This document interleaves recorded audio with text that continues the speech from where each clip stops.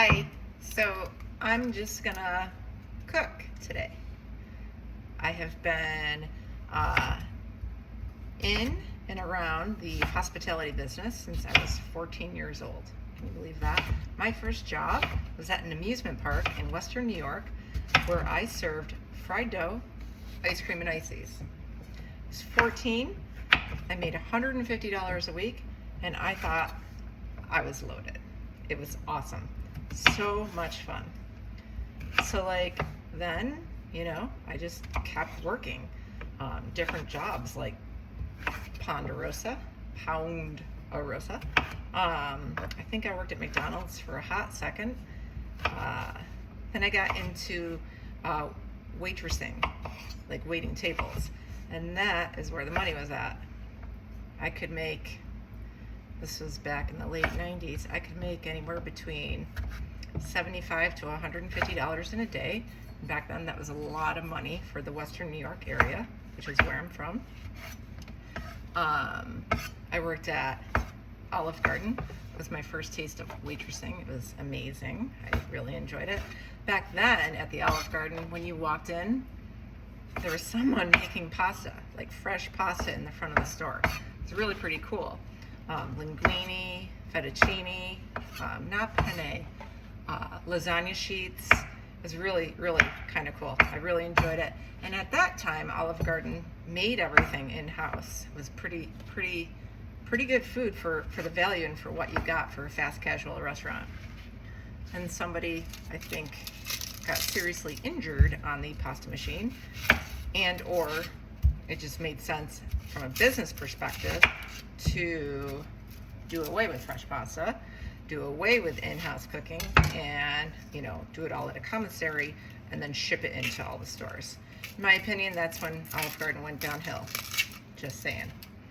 But anyway, enough about the Olive Garden. Even though I still kind of like their minestrone soup. It's pretty good. Yeah.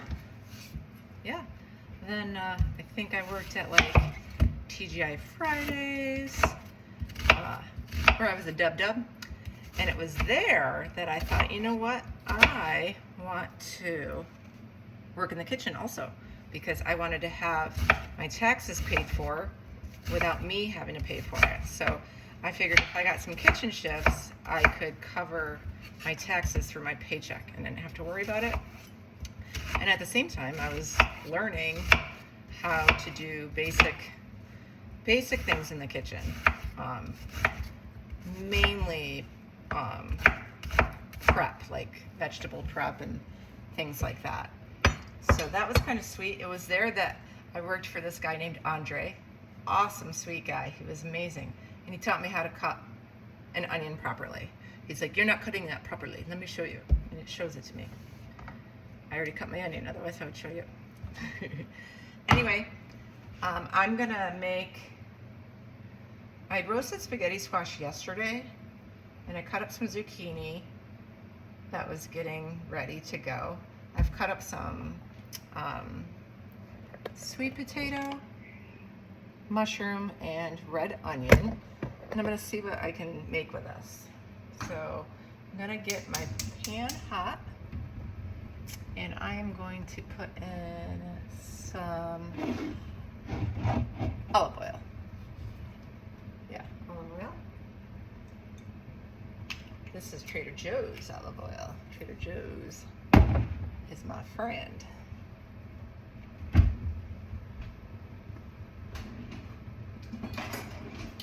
Get some tongs.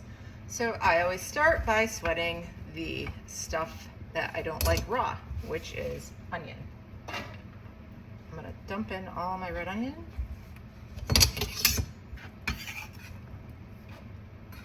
And let that start to sweat. And I just noticed I have garlic, so I think I'll grab a couple cloves of garlic and throw that in with it. I enjoy cooking from what I see, what I have, and what I know tastes good. I don't normally follow recipes. My husband will let you know that that's my style. He sometimes likes it, sometimes hates it. He likes it, but then realizes it may never be reproduced because there was no recipe. It's an ongoing joke. We call it snowflakes. I'm a snowflake cooker because no two dishes are ever alike. So I just like to chop my garlic. Some people use a press, and I do sometimes too. But for the most part, I just like to do a quick rough chop, not leaving too much of the flavor on the cutting board. I don't go too small because it's gonna sweat out. And I'll put that in with the onion.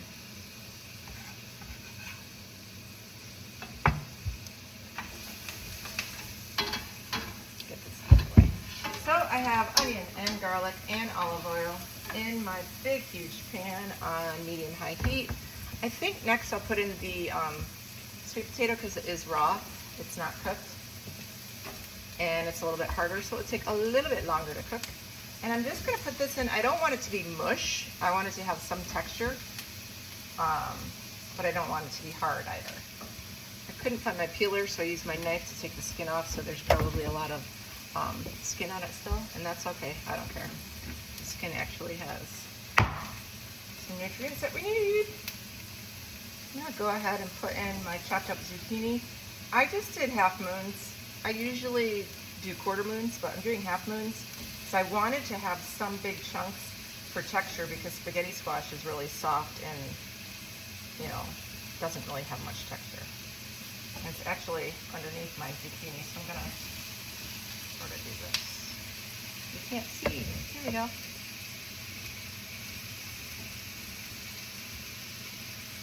All right, that's in. And I guess I will put my mushrooms in too. Mushrooms are a pretty wet vegetable, or yeah, that's mushroom. So there's a lot of moisture that comes out. It's good to add it in, and actually the moisture will help keep everything sauteing when your oil seems to be absorbed, okay? So you don't have to add more oil if you feel your pan is too dry. Just wait and see what kind of vegetables you're putting in help essentially saute. So it's all in here. I'm going to let it sort of cook out. And I'm going to think about what I'm going to put in here for flavoring. I got the salt and pepper. I have some red wine open, but I don't think that's going to go too well. I'm thinking maybe some sort of tomato sauce. I wish I had white wine, but I don't.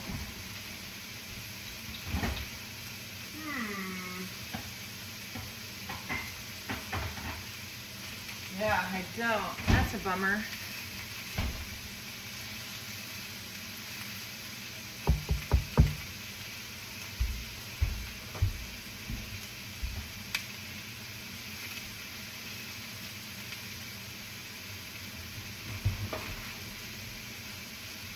Oh well. I think what I might do is maybe I'll go red wine, tomato sauce, that kind of maybe go in an Italian direction. I'll pull out some herbs. Okay, I've got some oregano, I've got some thyme. Thought I had basil, but maybe not. That's okay. Sometimes basil can take it to a floric level that I don't necessarily like all the time. Yeah, so this is sauteing. So Andre taught me how to cut onions, right? I wish I could remember his last name. I'd look for him on Facebook. So then, after TGI Fridays, I moved to a new restaurant that was in downtown Rochester at the time, and it was right when microbreweries were starting to become big and popping up. It was called Empire Brewing Company. It was in downtown Rochester, and it was so much fun. I learned the entire brew process there. We had a great brewmaster, and the beers were just phenomenal. And the cuisine there was sort of like southern, I guess Louisiana style. Like we had gumbo, we had jambalaya, we had collard greens. It was really new for me because I had only done fast casual restaurants. And it was really opening my world to culinary and food and the love for restaurants. it was there that I basically worked my way all around the entire restaurant, from food prep to working on the line to waitressing to hostessing, bartend, you name it. I did it there. And it was so much fun. They had great bands that would come in, and because it was a new restaurant, it was like a family. We were all like together. We would go out together, hang out, just you name it. Like if you've read Kitchen Confidentials, that was pretty much our restaurant. It was a good time. And we took ownership in the place. We made guests feel as though they were in our living room having dinner with us. It was phenomenal. Loved it. So I'm gonna put in, I'm gonna let it keep sweating for a little bit. And I'm gonna grab a can of diced tomato and sauce.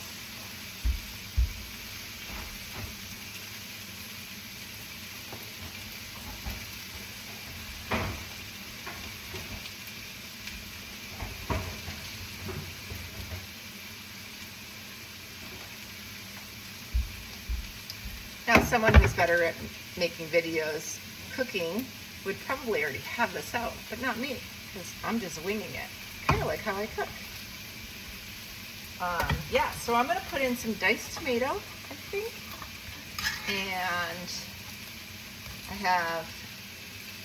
and this is Kirkland diced tomato. It smells so good.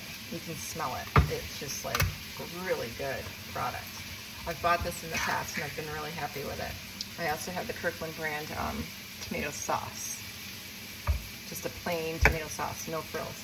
But I think before I go into that, I'm gonna deglaze the pan with red wine. But I really like my onions cooked. I don't like any crunch to them, and they're not quite there, so I'm gonna wait until they get there. A little bit longer.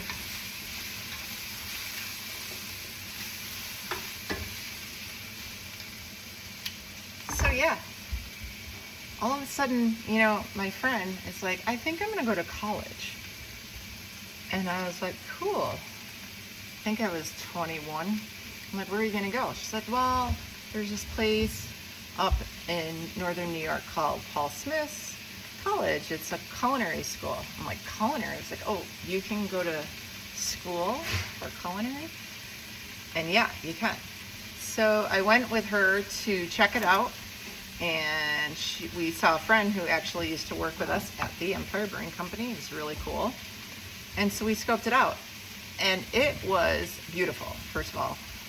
The Adirondacks are amazing. I have been going to the Adirondacks with my father since I was 10 years old. He would take us backpacking, carry in, carry out at the Marcy Dam area. So before I was 12 years old, I had climbed 2 or 3 high peaks, one by mistake, but Algonquin, Colden, Marcy, Cascade I did as I got older, but anyway, I was very familiar with the Adirondacks. I love the area. It reminded me of my father. Just so beautiful. And the campus itself sits on Upper St. Regis Lake, which is just, it's so pretty. A lot different than Rochester, New York, that's for sure. So yeah, we were touring the campus, and I learned more about it, and I thought, I'll go with you. Why not? Oh, I know, money. It costs money, and I didn't have much. I was on my own. I've been on my own since I was like 16. And so I'm like, how do I handle that portion of it? So I applied for student aid. I went to the library and looked through a book about this thick of different scholarships that were available. It was in the reference section in the library back in 1998, 97, 98. And I got the Chef Boyardee scholarship. So that helped. And then, funding was there. Pack everything up. Went up to Paul Smith's College. Left my apartment, left everything. It's kind of cool. All right, I am gonna add red wine. I should probably turn my exhaust fan on. So, just gonna put about that much in. Probably about that much to cover the pan. This is now picking up flavor from the bottom of the pan. It's cleaning it up a little bit, if you will. It's cooking out. The alcohol portion of the wine is cooking out, but the flavor is remaining. Okay. So I'm going to turn the heat down a wee bit and sort of let that just simmer and cook out. Because you don't want the main flavor to be an acidic wine, but you do want a little bit of the acid from the wine and from the tomatoes, but from the wine to be part of your base flavor. For this dish, I do anyway. I'm going to shut this off now.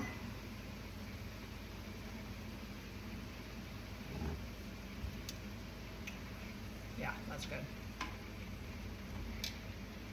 So we get to Paul Smith's, myself and my friend, and we'd been on our own. We weren't straight out of high school, so here we are with a pickup truck full of all of our belongings. A lot of people were looking at us funny, like, oh, did you move in? We're like, yeah. And then, before the first day started, I got a call saying I had to go to the brochure's office. I didn't have enough money to cover school. I was like shitting my pants. I'm like, what is going on? Started crying. I'm like, how can this happen? What's going on? And I don't know, they took pity because all of a sudden they found the money through a alumni scholarship, which I probably should donate to, but I haven't yet because I'm still paying on my student loan. Anyway, it came through and I had the most amazing experience of my life. 4 years of school, learning about myself, learning about food, nutrition, hospitality, everything I already knew, but now I'm getting an expensive piece of paper for, but in the long run was well worth it. I did so much because I was a non-traditional student, meaning I was older. I really took advantage of everything the school was offering as far as clubs, different ways to travel. I had an excellent chef slash mentor, now friend, who took me under her wing and hooked me up with the Women's Chef and Restaurateurs organization, where we traveled to San Francisco, and I got to meet Alice Waters speak. Got to see her speak. It was absolutely amazing. So much fun. I joined the Junior American Culinary Federation and got myself a place on the Knowledgeable team. So we traveled all over. And the year that I went to Nashville, we actually won for the Northeast and got to move on to the next round, which was pretty sweet. We kind of helped put Paul Smith's on the map a little bit because it's not a well-known school, not like Culinary Institute of America in Hyde Park. It's kind of like a little place up in the woods. Part of why I chose it also,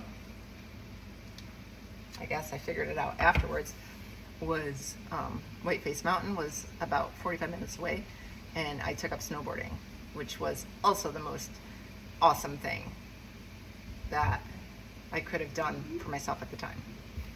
I am now going to put in a tomato sauce and the diced tomatoes. And I don't care that the tomato juice from the diced tomatoes is getting in there. It does not bother me. Stir it all around.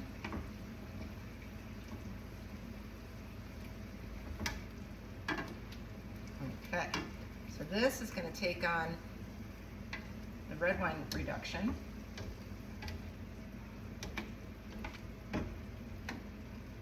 Flavor. And just start blending everything together. I'm going to throw in, I don't think I have any fresh herbs right now.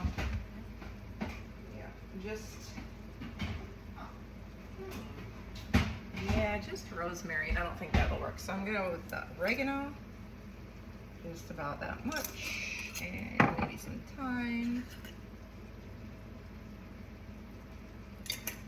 Little salt and pepper,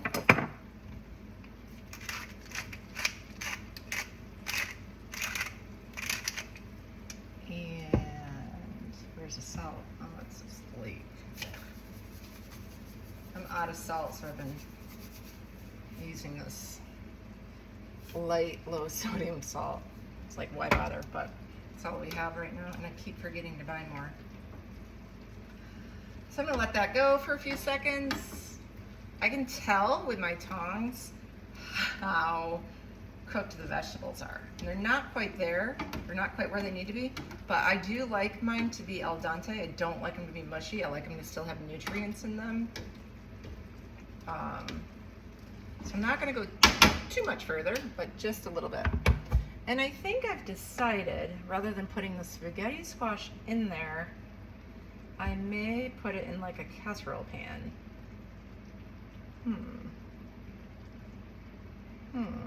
Yeah, I think that's what I'm gonna do.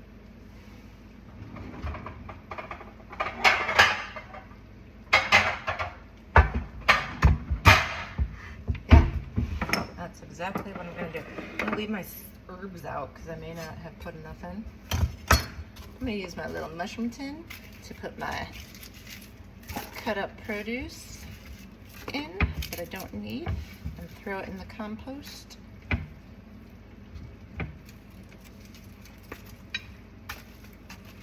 There we go. So one of the perks I had at my school was a French internship. I really wanted to go on it. It was offered during the summer of my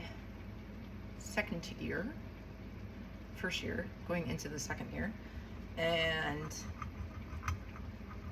it was $3,000 extra in addition to, you know, the normal tuition. So I scrounged it up and I went, and oh my gosh, 10 weeks in the Burgundy region of France, starting in Paris for a week. We went to, well, we stayed at a hostel, which was awesome experience for at that time. I think I was 22 now. We got to cook at Le Cordon Bleu. We took a class there for a whole week and got to experience cooking at Le Cordon Bleu with a chef instructor there. Learned how to break down chickens in France, which are slightly different than chickens in America because they have their legs on.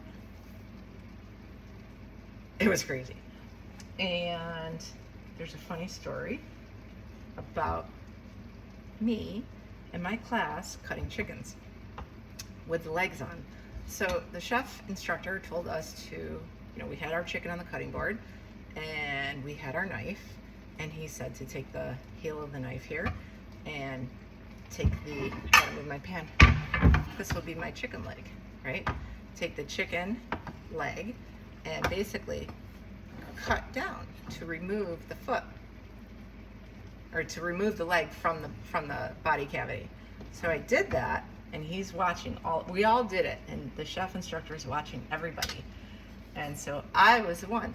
So I cut through, and the chicken leg grabbed my hand, and I screamed because I broke a tendon, and it closed and came off the body and held onto my arm. He knew it was going to happen. He laughed. He thought it was hilarious, as did the entire class and me. It was pretty cool. Never forget that. All right, so we have some simmer action going over here. Hopefully you can see. I know it's kind of far away. I'm an amateur video maker, okay? All right. I'm gonna grab a spoon so I can give it a taste.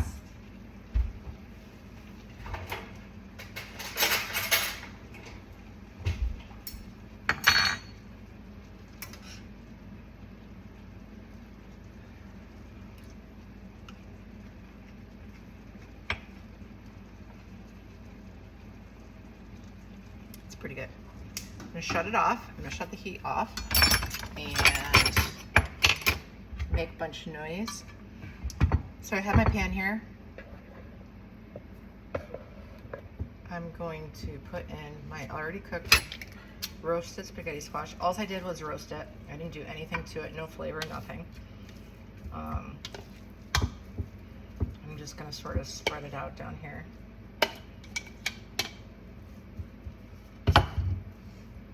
All across it, like this. Oops. Get that out of there. And then I'm gonna take my big huge pan. It's a little too heavy. And then sort of pour it in, just like that. Okay? And I'm gonna kind of spread everything out over it. And I am going to salt and pepper one more time. It didn't have quite enough. Because this is light salt, I'm gonna go heavy. A little more pepper.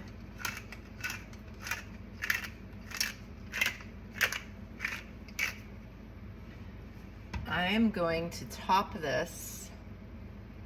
Okay, so this would be an excellent vegan dish as is. And that's great, but I feel like it needs a little bit of cheese. So I'm gonna get some.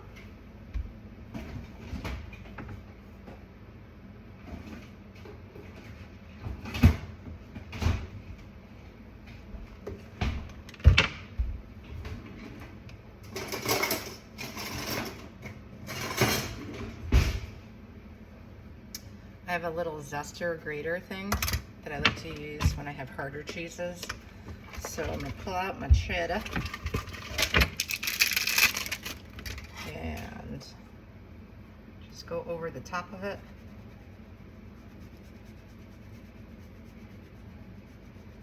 I don't want to do mozzarella because it doesn't have all that much flavor. You'd rather just do a sharp cheddar. I have some grated Parmesan in there. I might throw a little bit of that on too, but I just didn't like the way it tasted, so maybe I won't. This batch was not good. It was, Trader Joe's is hit or miss. Oh, you're tilted. Trader Joe's is hit or miss with their already grated Parmesan, which I almost never buy grated cheese because essentially it has sawdust in it to prevent it from caking. So I like to grate my own.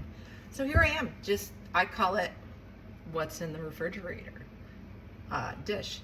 We can have this for the rest of the week, lunch, you know, what have you, but it's ready to go because we're going out to dinner tonight. But this will be available for the entire weekend. I don't know where I left off in my story, but maybe I'll cook again and share some more. Have a good night.